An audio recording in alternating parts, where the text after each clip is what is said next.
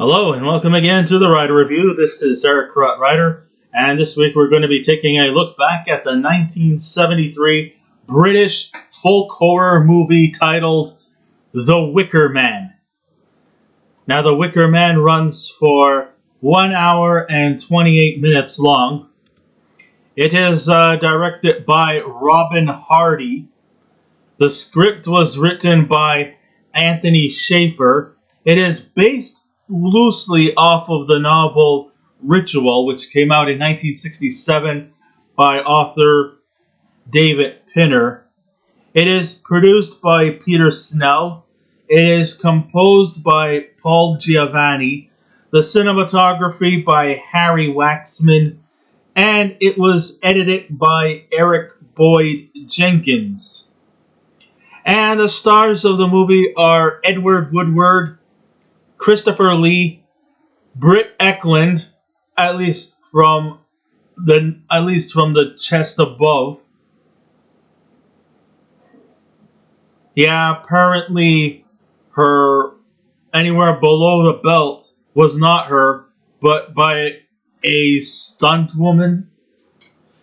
A bit of a story about that. Apparently Miss Eklund was pregnant at the time, so she did not want to go anywhere below the chest. So if you see any ass, if you see any bosoms, they're not hers. They're somebody else's. Who? I don't know. There's a lot of artificial stuff of Britt Eklund too, including her voice, which was done by Annie Ross. Apparently, I guess she was just a little too Swedish to sound British or Scottish, so they had a voice actor for her to do her voice work. And her singing voice was done by Rachel Verney. Okay, rounding out the cast, we have Diane Cilento, Ingrid Pitt, Leslie Mackie, Lindsay Kemp, Russell Watrers, Aubrey Morris, Irene Sunter, Jennifer Martin, Donald Eccles, Walter Carr, Roy Boyd, Peter Brewis, Geraldine Cowper, John Young, Myra Forsyth, Alison Hughes, Barbara Rafferty, John Sharp, John Hallam, and Tony Roper. Man, I'm telling you, all he had to do, he had one job to do that could have saved his life. He just should have had sex with Britt Eklund's character. What was her name? Willow. Yeah.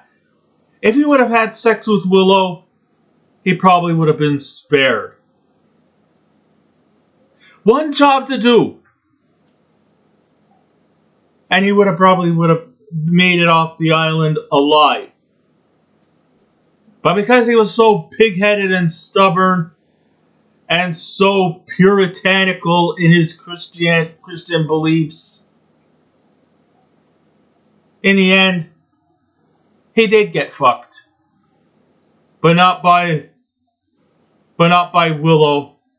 He actually fucked himself. And I don't mean by terms of jerking off, but I mean by not complying to her temptations. I think that's what could have survived him. That's what could have probably saved his ass. But no, you have to be so pure. You have to go by all Christian protocols, Don't go to bed unless you're legally wed. You did yourself in, Virgin Radio, and now you're screwed. But anyhow, long before he wowed the audiences as Robert McCall in the cult classic The Equalizer, British actor Edward Woodward starred in one of the most misunderstood cult classics in cinematic history. I'm talking about The Wicker Man, the 1973 Wicker Man. Never mind that 2006 abomination which starred Nicolas Cage. Fuck that one. This is the real, genuine, authentic Wicker Man and what it was really intended to be about. You can take the 2006 Wicker Man if you have it on DVD and just simply burn it. Maybe put it in a big, giant figure, statue made out of wicker and just burn it and sing a nice, happy, whimsical, merry tune while you're at it. Now, even though The Wicker Man is identified as a horror film, it's not the conventional kind of horror film. There's no gratuitous violence. There's no jump scare. Nobody coming up to the screen to go, bleh! No, none of that. There's no bloody gore. There's no evil entity that's chopping up stupid teenagers into a million pieces.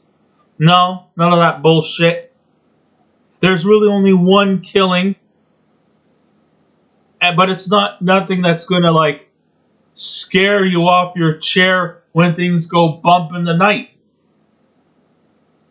And so then people are going to probably ask me, then where's the fucking horror? Well, I'll tell you. You see, the horror is not necessarily out to scare you. It's out to confuse you. It's out to make you confused, make you frustrated, make you angry, and maybe even disturb you, because the real scary thing about the Wicker Man stems more from the unpredictable actions of human beings themselves. And the inhabitants, the occupants on the island, are the ones with their unusual, unorthodox ways of living. When you actually don't expect what's coming to you, that's where it could be scary. The Wicker Man takes its horror to a more subtle level instead of, crazy over the top shit where you have some demented psycho evil entity slasher film thing. No, you don't have that. It's taken to a subtle level where the humor factor comes in. There's no demonic evil entity or anything like that. It's played to a more unique, disturbing, unsettling, and even at times puzzling situation where you wish to escape, but I believe that once you appear on this island, there's no turning back. And that's exactly what happens to Edward Woodward's character. It's the kind of movie you have to see to believe, and even the viewers will be restless after what they saw once the credits roll. It's like one of those, even when you don't know what it is, you don't know what it is, if you can understand that. In other words, no matter how unpredictable it is, it just keeps adding more and more unpredictability till your head explodes. And I think that's what its intentions were. So away we go. The movie focuses on devoted Christian police sergeant Neil Howie, played by Edward Woodward, who's assigned to investigate the disappearance of a missing girl named Rowan Morrison. His investigation leads him to a remote Scottish island called Summer Isle, where he has to actually hop onto some kind of a not a it's kind of like a jet boat type of thing. It's kind of like a hybrid between a boat and a plane. You know? So he appears on this island to investigate, and just from the very beginning of this movie, the occupants on this island are practically circle jerking this guy around. I mean, they're just completely fucking with his brain. His investigation leads him to a remote Scottish island where he meets up with the occupants on the island. And of course, once he meets up with the occupants on the island, it probably is the day he ever regretted it.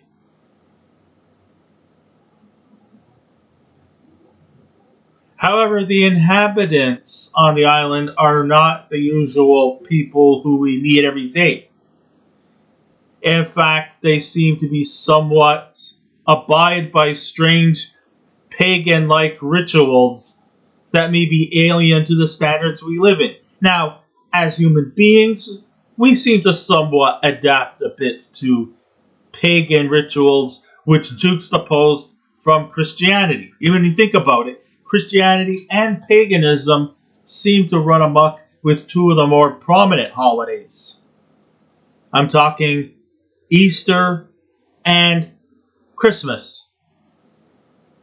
When you think about it, there's a bit of Christianity in Christmas, and there's a bit of Christianity in Easter, just like there is with the pagan stuff, which seem to have more of the more fun-loving, spontaneous things that we love about the holidays, as opposed to the true meaning of what each of these holidays mean. Like, take for example, Easter. Easter is really about Jesus sacrificing himself to the cross and then resurrecting from the dead and walks on water. That's what Easter is really all about. Does that sound exciting to you? No. The pagan side is where we get to the bunny who lays eggs and shits jelly beans.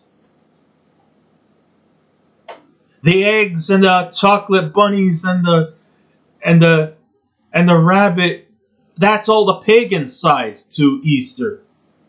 That's the one that we all love and gravitate to. I mean, it's not like saying, okay, I don't want to go too far as to say things that might send me to hell when I die, but we kind of have that kind of merge. The same could be said about Christmas. Like, who's the bigger icon in Christmas? Is it Jesus Christ? Or is it Santa Claus? I know this sounds like blasphemy, but when you think about the people on the island, they're all a bunch of heathens. And you know what? They bask in their heathenistic ways.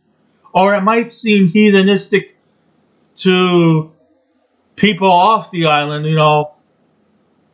especially to puritanical Christians.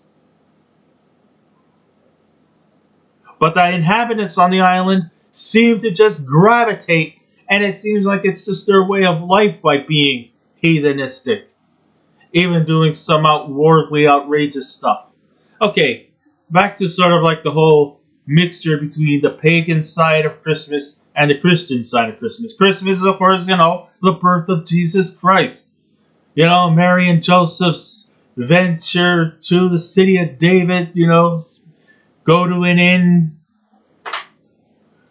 Mary, the Virgin Mary, is, giving birth to a Savior. And they're in that manger with all the animals. And the shepherds are giving them food and things like that. And the wise men are giving them perfume. That's the Christian side of Christmas. And then, of course, paganism is the fat man who goes down the chimney on his sleigh and gives us presents. That's where all the pagan side of Christmas is. But we bask into both. But in this movie, The Wicker Man, you're either Team Christian or Team Pagan. You can't be in between. We like to be in between. We like to sort of like balance between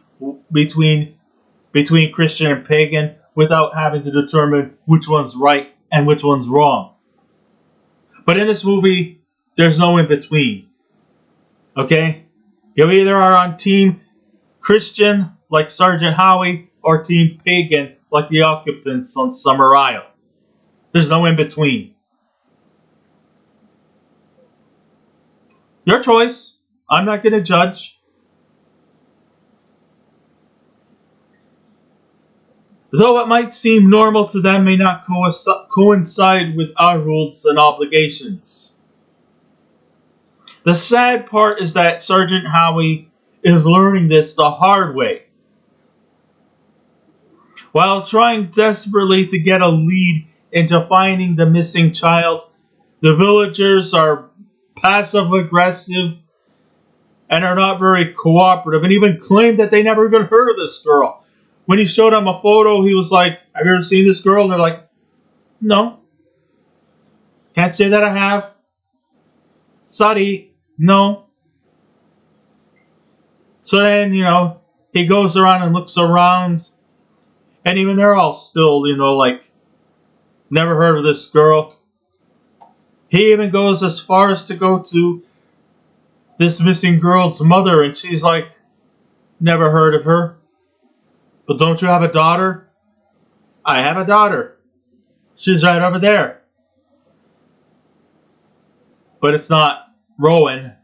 Her name is Myrtle. Yeah, it's kind of strange that a lot of the names of the characters on this island are named after flowers. Willow, Rowan, Myrtle, and even her mother's name is May. A lot of symbolism in there, which I will get to in a bit.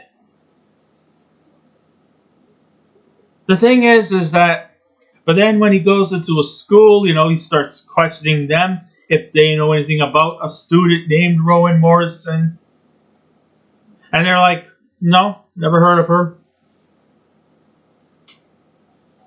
He goes, he also seems to be somewhat disgusted by their teachings.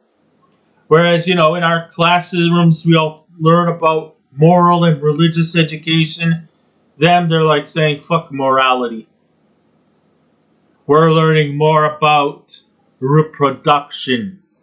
In other words, they're pretty much like teaching sex ed to students even as young as 11.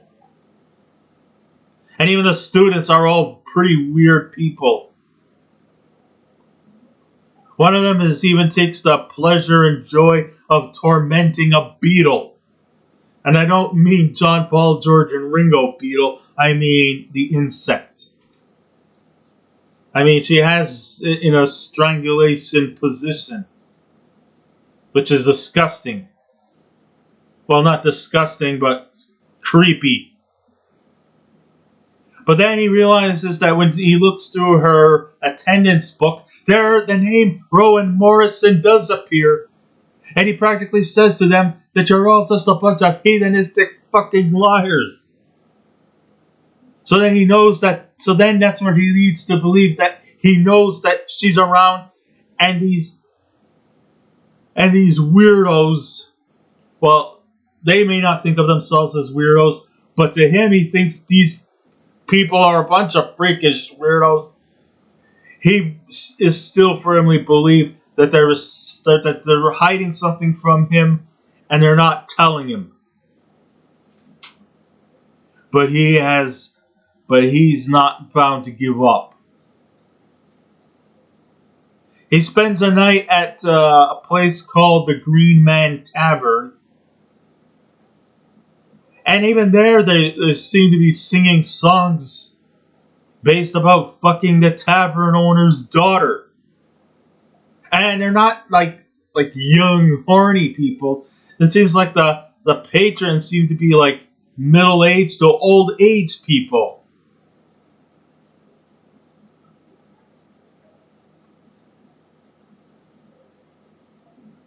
Yeah. I even saw some other weird stuff, including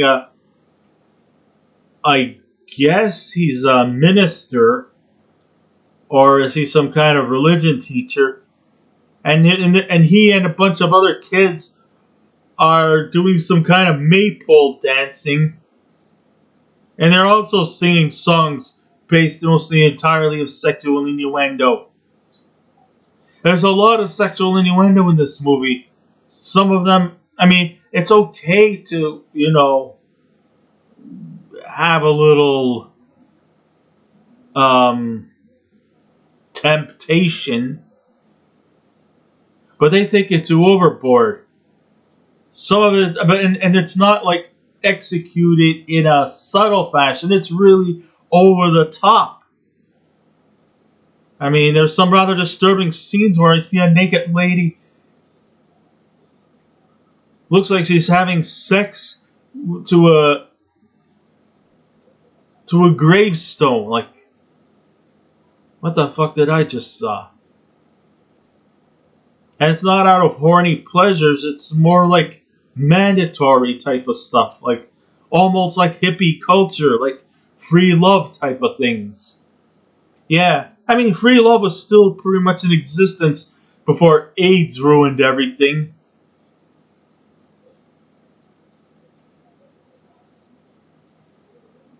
Hey, if you think COVID ruins everything, back in the 80s, it was AIDS that ruined everything. I don't think that AIDS hasn't disappeared. Maybe we're not talking about it as much anymore, but it still exists. It's still killing people. But anyhow, even though this movie was made in 1973, it still had some 60s vibes to it.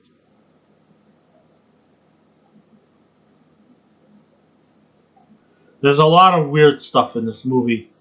But aside from the weird stuff, by the time you get around to the climax, all the weird stuff tends to actually take its toll to a much more darker, macabre level. The first half is basically just them circle jerking, but by the time you get to the climax, it really starts to crank up to a more darker level, as we would see. One of the more memorable scenes I've noticed was when he was in the green room and they were serving food to him. The food was not really that good because they had a bad year. And what do I mean by a bad year was that aside from their pagan rituals, which also borders on sexual innuendo, the occupants on that island are also very keen on harvesting. Yes, harvesting and crops is something that means dearly to them. And when food supply is successful, they usually often have, a pre-teenage girl posing with their crops. But however, since in 1972, there was no photo. Why is that? Because they had a bad year. And every time they have a bad year when it comes to crops, they believe that by engaging in a human sacrifice, they think that a human sacrifice could help restore their crops, which is downright demonic, creepy, and even borderline satanic. But don't worry, they're still going to give you that whole Minnesota smile. Like they'll be perky and kind-hearted to you. even though we all know that this was all a setup, this was all a ruse.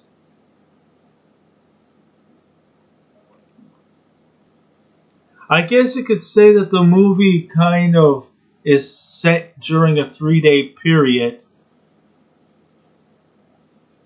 I mean, he arrived on the island on April 29th, and the big climax took place on May the 1st, which I will get to. But however, the more passive the inhabitants are, the more frustrated Sergeant Howie becomes. And it's not just by the inhabitants who constantly dismiss them, it's their unconventional way of living that is also testing his patience. This guy is devoted to his strong Christian beliefs, and it's much to the opposing points of view of the occupants. The occupants on the island bask into a nonconformist way of life by engaging in pagan traditions that borderline on seduction, anti-Christian, and defying our rules and regulations by having their own rules and regulations being the normal on this island compared to every other place around the world. And while Sergeant Howie seems strict on his Christian ways of life, the culture clash really becomes the focal point of this movie. There's a lot of, aside from the sexual innuendos, culture clash does take its form. Now, according to director Robin Hardy, he mentioned that the movie was not about picking a side. It's more about trying to balance out that neither one is in the right or in the wrong. He's very unbiased in his narration.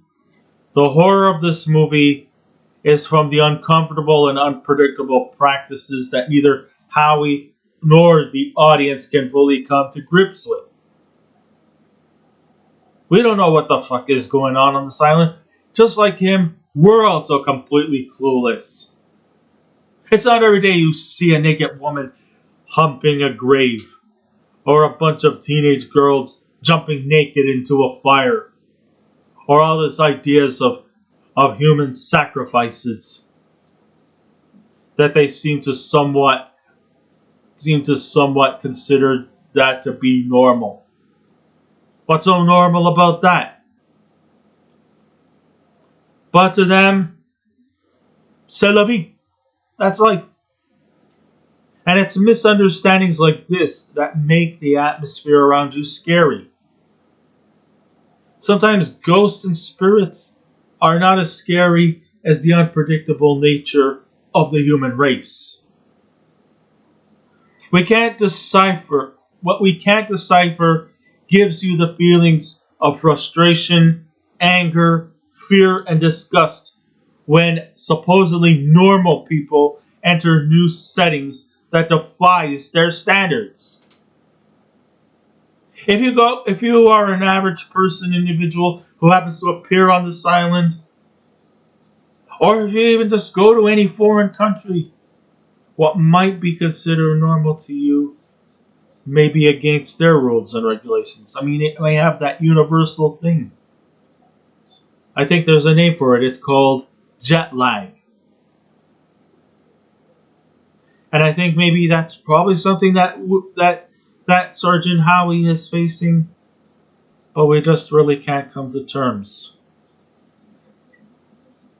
Yes. And the things that you may experience on this island can leave a psychological scar that you may not fully recover from.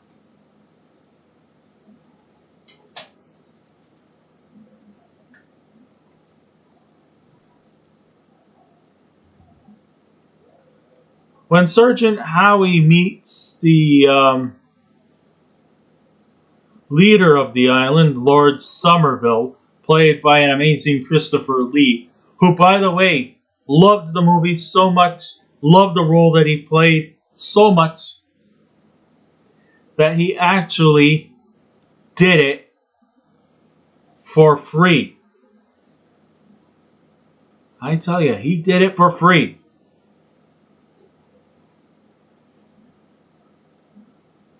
When his character agreed to help find the missing girl, sure, he takes our main character, on an unpleasant ride, leaving Howie more uncomfortable. And the more mind games that's being played on, the madder Howie is becoming, which eventually leads him on more dangerous paths than even he could have imagined. There was a scene where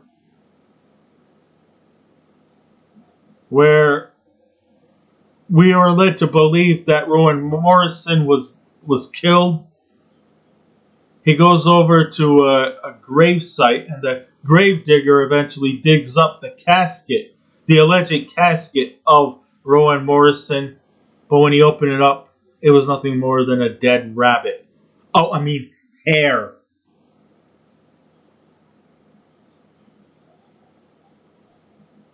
They just continually circle jerk this asshole. So we're left wondering, are these people actually even from this earth? Maybe they are. But we don't know. Yeah. It also seems like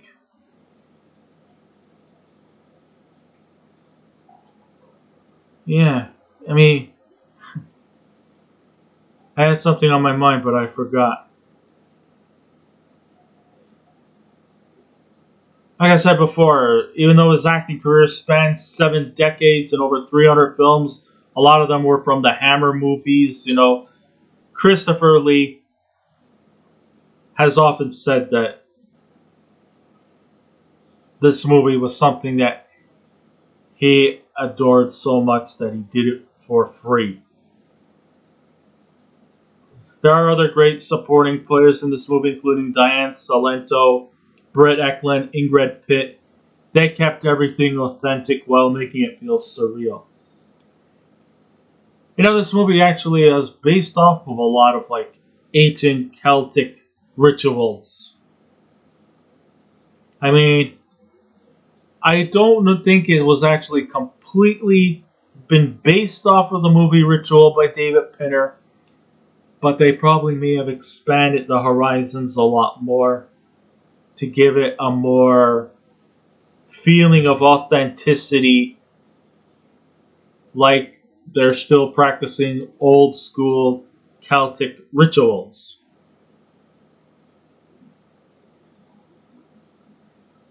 Even the music sounds like it could have been risen from the ashes from thousands of years ago. But these are actually original composed songs for this movie by Paul Giovanni. I thought this was from the ashes, thousands of years old songs. But they're not. They actually were written by the composer of this movie. How clever is that? I was led to believe that these happy-go songs would sound something that was composed thousands of years ago. This actually was made in the 70s by Paul Giovanni, who composed this movie. Sure got me fooled that time. I gotta admit, I was fooled too. Even the people who made this movie kind of got me fooled a bit. The setup is perfect, thanks to the brilliant script by Anthony Schaefer, whose ideas were inspired by the novel Ritual by David Pinner. The alienation and isolation of being alone in a place where you're not accustomed to can be very tense And the worst part is no one is really there to help you. I like to sort of take the time to actually talk more about the climax of this movie. So apparently on May 1st, that is their big holiday. Our big holiday is Christmas. Their big holiday is the May Festival. It is a time where it's probably the dawning of the time when their crops start to come about. But of course, they had a crop failure in 1972. Okay, so Sergeant Howie, who has been sleeping at the Green Man Tavern, knocks out the tavern owner, steals his costume, and starts parading out with the rest of the other people who are all sporting masks. Inspired, of course, by movies like The Purge and Assassination Nation, where people are going around in masks and prancing around. He's dressed up like Punch from the old Punch and Judy hand puppet shows. Yeah, and you have Christopher Lee going there dressed in women's clothes, ready to do their ceremonial harvest.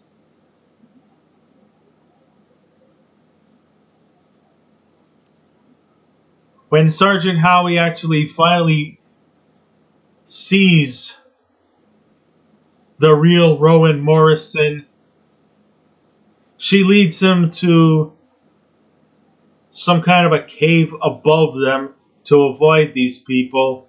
At first, we are led to believe that she's being an unfortunate victim of this whole sacrificial ritual that will allegedly supposed to help restore their failed crops from the year before. But as it turns out, she says to Lord Summerisle, "How did I do?" And he said, "You are beyond brilliant." Sergeant Howie's like, "What? What do you mean? You mean this was all a setup?" Yes, it was. You see, in the end, she wasn't going to be this human sacrifice.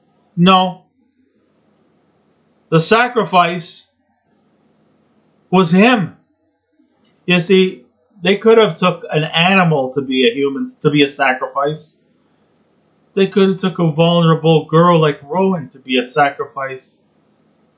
But what they had in mind for an ultimate sacrifice was the blood of a virgin. Which kind of leads me to say, if he would have had sex with Willow, maybe he would have been saved. But because he is still a devoted virgin, he has now become the sacrifice. And then he said, "Hey, listen, I got no problem with your religion, your devoted Christianity. And maybe once the sacrifice is done, just like the person who you've worshipped, the beloved Jesus Christ, you're going to be just as much of a martyr as him. I mean, he died for you guys, so in the end, you're going to die for your people." But instead of nailing him to a cross, he places him in some kind of giant statue made out of wicker, hence the Wicker Man, hence the title. And of course, while he's being put inside this giant statue Wicker Man, he's getting burned alive while saying some quotes and singing some hymns from the Bible. While they're all singing happy-go, frolicky type, spontaneous songs. While they're watching him burn to death. while he's still singing and spewing off religious epitaphs. This is some pretty unnerving. This is some pretty crazy shit, I tell you. Aside from the unnerving vibes, the Wicker Man has a world that is filled with curiosity and intrigue. Where else would you find a place that features one of the most erotic and seductive scenes in the history of cinema, where love isn't just a pleasure, it's a way of life? Aside from the folk music presented here, which comes off catchy and provocative, as an added bonus, the music is not a collection of obscure Celtic folk songs dating back thousands of years. Instead, the songs are composed by Paul Giovanni, which may be original but convincing enough to make us think these songs are compositions resurrected from the ashes. It was a shame that after the film's release, the movie never fully got the respect it deserved. Many Puritans like Sergeant Howie were turned off by the myriad of sexual innuendo. It was also heartbreaking that this badly misunderstood movie was criticized by the way it presented itself, with those claiming that it had an anti-Christian message subliminally hidden in the narrative, which Robin Hardy pointed out that's not the case.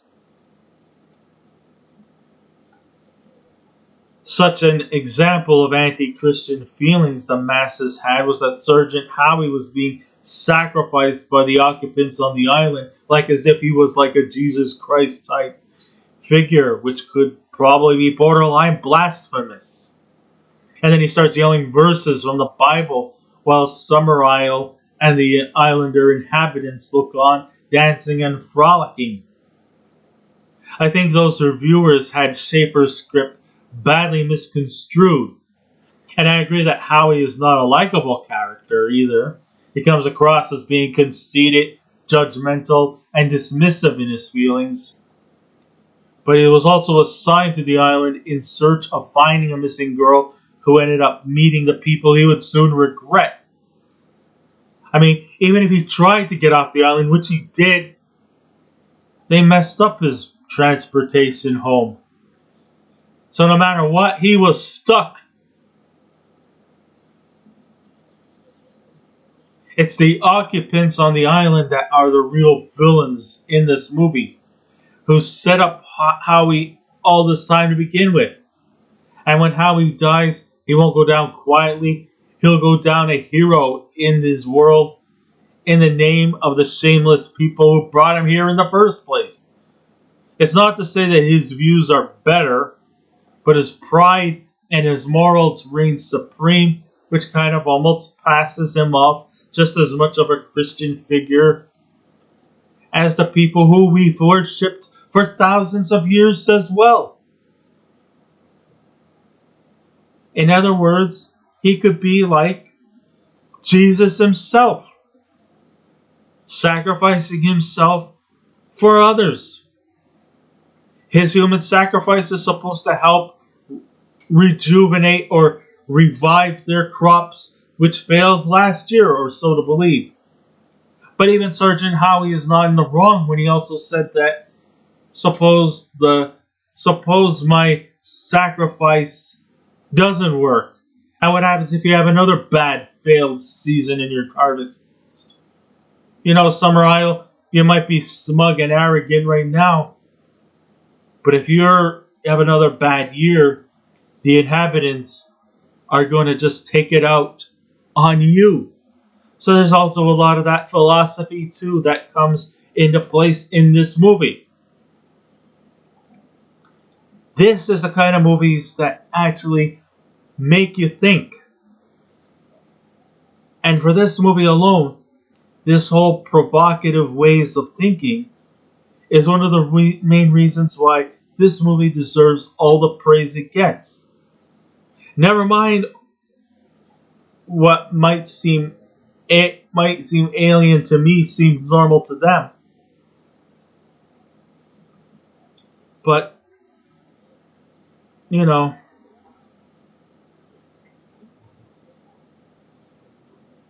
this movie truly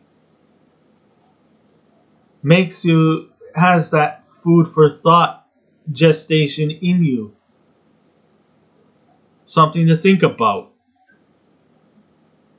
That's why I would rather prefer this movie than the mindless 2006 debauchery of The Wicker Man. So when all is said and done, in spite of all this weirdness that I had witnessed before my eyes, if I was to give this movie a scale out of 10, I would definitely give The Wicker Man from 1973 an 8.5 out of 10. I highly recommend you to see this one. So I guess this ends my writer review. Thank you all for listening in. If you wish to subscribe to my YouTube channel, please feel free to do so. If you wish to leave a comment, go right ahead. Just remember the 3 simple rules: be kind, be courteous, and please don't be rude. And I will be back again with another movie review. So until next time, this is Eric Currat Writer saying, keep watching those movies and I'll see you around. Goodbye.